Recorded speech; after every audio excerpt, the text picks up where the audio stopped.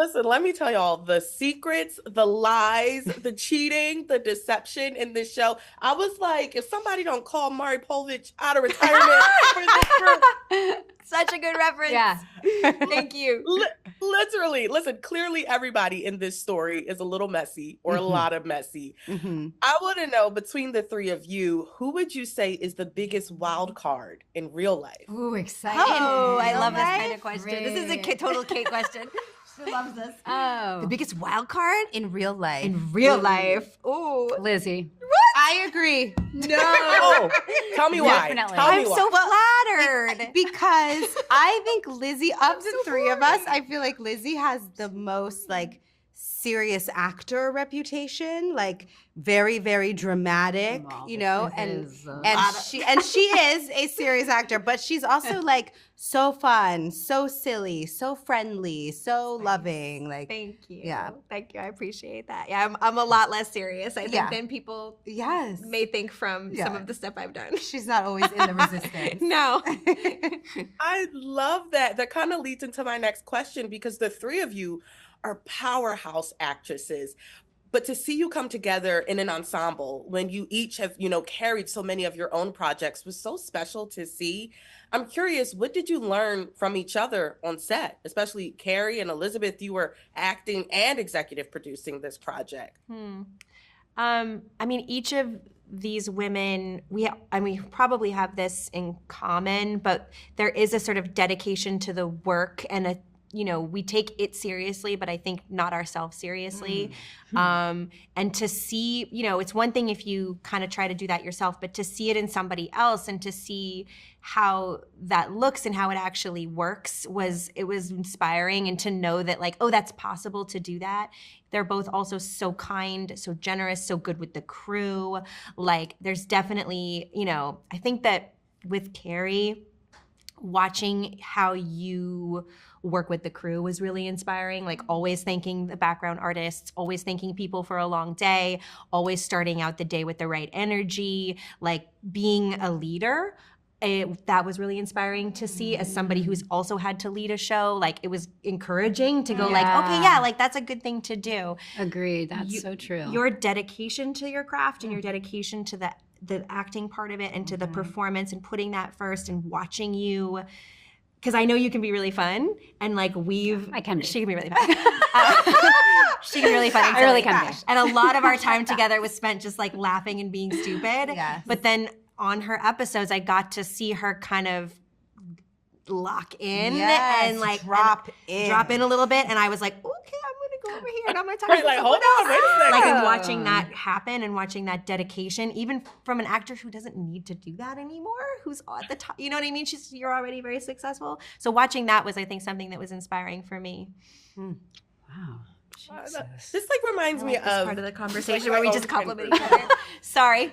What did you No, say? I was just gonna say I love this energy and this dynamic between the three of you, and thank you for like giving us access into like the behind the scenes and the etiquette and all of it. Pleasure. The name of the show is Imperfect Women, obviously, and so I'm curious if you're willing to open up a little bit and share what you think is one of your biggest imperfections, and how do you embrace that in your real lives? I learned like something recently that a friend told me just in regards to like parenting and responding to like my kids when, especially the older ones, when they have a question about something that's serious that like you might not have an answer for yet, that like I always thought like it was a flaw to sort of like not have the answer or not know what to say. And a friend of mine said to me, like, sometimes there's a lot of power in telling your kids you don't know the answer. Even if that's hard for them to hear, it's like it's okay to not know the answer. And so I found that really helpful. But I always thought of it as something like negative, but now I think of it like a weakness. But it's not. It's because you're giving them permission to not exactly, know. exactly. Yes. It's such an obvious thing. No, but that- it's beautiful. Yeah. I'm literally never going to forget that. Take Like, it. I love that. Like, it's I so know. good. Very I don't have the important. answer for you right now. But that's such an important thing to be able to know is like you may not have the answers. Yes, to everything. the friend that this was is my therapist. This is the kind of honesty that I love from this group. Like, Good friend. let's keep it real. I was like, that friend has really good advice. Yeah, she's Yes. a really good friend. Wow. My best friend. She seems really smart. I would call her at 3 a.m. Yeah, for sure. Yes, slide her number over here. Yeah. Ladies, thank you so much. It was so nice speaking with you. Thank You you too. very Thank much. you. Thank you. Kerry, my husband and I, we watched this series together, and he said, and I quote, Oh. "Yo, tell Kerry she be tripping, man." He's not "Why wrong." He said, "Why is she always trying to steal somebody's husband?" So bad. So bad. I just had to relay it. But listen, Ellie, your girl, she makes some messy choices. Yeah, she But does. I've realized it's really just her trying to regain control of her life. Mm. And in your career, you've stepped into more control as an executive producer. And so I'm curious, what has that shift meant to you, especially telling women-centered stories? Wow. I mean, I think one of the things I love about being an executive producer is that the metaphor I always use is I'm not sitting at home waiting to be invited to the party. I get to throw my own party, and I get to have a say on what kind of party it is, especially the guest list. So when this guy said yes to being a part of our show, it just was like a dream. Every single cast member in this series was our first choice. And a lot of them felt like moonshots. I was like, there's no way Leslie's gonna have the time to play my brother, that he's gonna come and do this. And when he read it and said yes, I just was like blown away. Oh my goodness. And listen, Leslie, my Philly brother. Hey. I've met you before, interviewed you before, seen you perform live. There's nothing you can't do. Right? And one thing I noticed about Donovan is he had some Philly edge to him. He Let's had a little go. Philly swagger. Yeah. They Kerry and the team, really wanted to write someone that we would recognize. Yeah, So we that's right. talked about these Black people who were moneyed, right? And like how they move through the world, and what we hadn't seen before, people that we know, Mhm. and how they move in the world, because it's a new day. And so, yeah, we hoped that Donovan was a new representation of that. And to piggyback off of what my sister said, it's like the call that comes in from Kerry. I've worked with Kerry before, and I know the kind of party she throws. I know the kind of environment that it's going to be. And of course, you got all your first options. It's really a testament not only to the way that she works, but really how she lives, how she structures her life. Yeah. What was it like for the two of you on set? Like, I can only imagine like what the downtime is between the two of you. Like, y'all seem like y'all have a good time. Mhm. Yeah, it's the kind where it's like, they're like, okay, can y'all stop talking? We need to Yeah, start we need shooting. to actually do the scene now. Because listen, in real life, I'm an only child. I don't have siblings. And that was one of the revelatory things for me about filming these scenes with Leslie, was there's such a bond between us. And to be able to portray this kind of deep intimacy that's not romantic, it's like a level deeper, like you come from the same place, from the same person. And that was a bond that was really exciting for me to experience and explore. Yeah. What's also been exciting, Kerry, is the fact that the internet has found Fitz and Olivia's love children, it's Tyreek hilarious. and Chase. Isn't it hilarious? It's like I just can't stop. It's hilarious. How likely is it that we'll get a Scandal revival I with don't them know. in it? I don't know. That's a Shonda Rhimes question. Well, you're an executive producer. You can, tap in, make it happen. That's her world. I'll see. That's her world.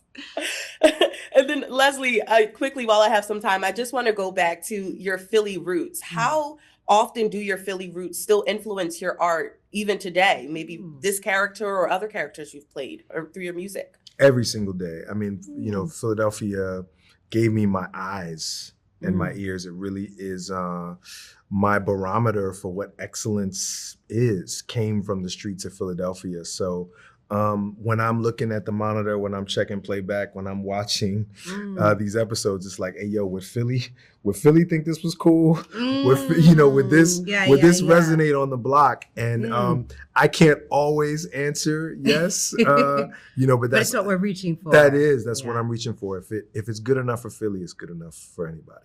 Mm. Period. Thank you both so much. I just want to know if I can get invited to the next party. That's all. Listen, we're going to just keep trying to throw them. So if you keep wanting to talk about them, we would be forever grateful. You Well, are the I'm grateful party. to have Right? this. Thank you. I'm grateful to have this conversation. Thank you both so much. Send my Good to love to see your you. husband. It was so Awesome. good and so juicy. I want to know, when you were adapting this book for Apple TV, what exactly was it about this story that made you say, this needs to be told on screen? Well, it was new to me to do a thriller. I do a lot of, you know, character work and drama and some comedy, but I hadn't really done a pure thriller in this genre yet. And so I really was looking for the opportunity to be challenged. I'm such a fan of that genre. But in order to do it, it had to be something I could really sink my teeth into and relate to. So this book stood out because it really centered female friendship, and female friendship was the source of the thriller, right? So this whole idea of women being so intimate with one another, but also keeping secrets from one another, and the kind of support and nurturing in that, but also the danger in that. And so that was the pull for me that made me say, okay, I'm ready to jump in and try this thriller thing. Oh, well, you excelled at it. I mean, this isn't an easy story to tell. These aren't easy characters to work with. They all have their own mess and their own secrets. Like you said, no one's completely innocent. And then you have these three powerhouse actresses who come together and they blend so well. Was there a moment in the show for you when it all clicked, seeing the three of them together? Yeah, it was so great. Getting to work with actresses that can each really anchor their own show, but having them be an ensemble was kind of a gift for all of us, including for them. And so it was, shooting the scene of them. This is a friend group getting back together that have been friends for 20 years. But of course, they're working together for the first time.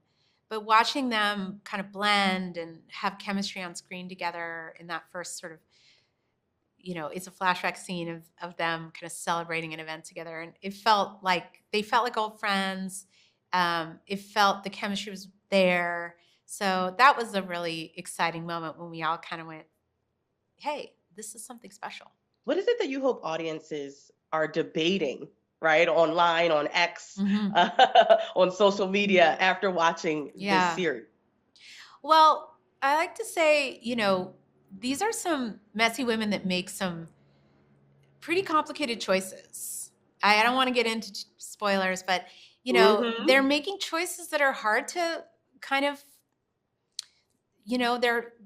they're hard to have compassion for. And so I think, the benefit of having really appealing, beloved actresses playing characters that are doing sometimes pretty risky, hard to understand things. I think people are going to be talking about whether or not the friendship can endure some of the injuries that they, commit. So I think that's going to be what people are debating. Some self-inflicted wounds for sure. The way I was yelling at my TV, like, girl, no, don't go there, don't do that. Look Yeah. out, girl. Yeah, and then we got to win you back, then we have to kind of see, we have to keep it all in a kind of a place of relatability and empathy, but we make it challenging. We definitely make that challenging. Yes, for sure. It's a roller coaster, and I had so much fun watching it. Annie, thank you so much for taking the time to speak with me. I really appreciate it. Really nice to talk to you. Thank you. This show in particular, Leslie, girl, I need Marvy Povich to come back out of retirement to help these ladies. They are awesome. I mean, again, I feel like I was working with a director dream team, both in front of the camera and behind the camera. I mean, these actors are extraordinary. Oh my goodness, yes, powerhouse actresses who each could carry the show on their own. So to see them in an ensemble is so delightful. What was something that maybe surprised you on set while filming with them? Well, of course, I love all of these actors individually. And Lizzie Moss, I had worked with before, but I have always wanted to work with Kerry and Kate and never had. So that was a blessing. And I love doing this crazy job and the crazy way we do it. And this particular project had all the themes that I love telling stories about, specifically, things are not what they appear to be, and you have to look deeper to see what's really going on. And that happens with all of the characters as well as the plot.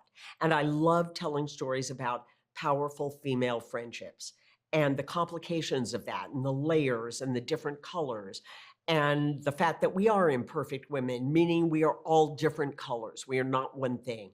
So I think the thing that was the biggest surprise and delight was that each of these women are extraordinary on their own. But the first scene I had with them together was not establishing their friendship from 20 years ago, but right before Nancy's death. So how were they going to be together? Would it really feel like they were best friends for 20 years? Was that intimacy going to be there? And I was like, oh my God. And it was incredible to see the three of them together. I was believed every moment from them. And it just was an extraordinary experience to be on that set with the three of them. It was extraordinary to watch. So I can only imagine what it felt to be so up close. This show in particular, like you said, it deals with friendship, but it also deals with drama and mystery and emotional tension. As a director, what was the key for you to balancing all of those tones while still keeping the audience hooked? Well, I love doing that. I mean, to me, this is a psychological thriller, and there's a murder mystery and a level of tension and anxiety kind of under everything. Who did it? Who's a suspect? What really happened? And I think balancing that, the plot of the story, with the incredible layered characters was to me the biggest balancing act. Because in essence, it's both a plot-driven story and a character piece at the same time. And you have to service both of those. And what I loved about it, reading the script, was that I thought things were going to go a certain way and they would go a way I never anticipated.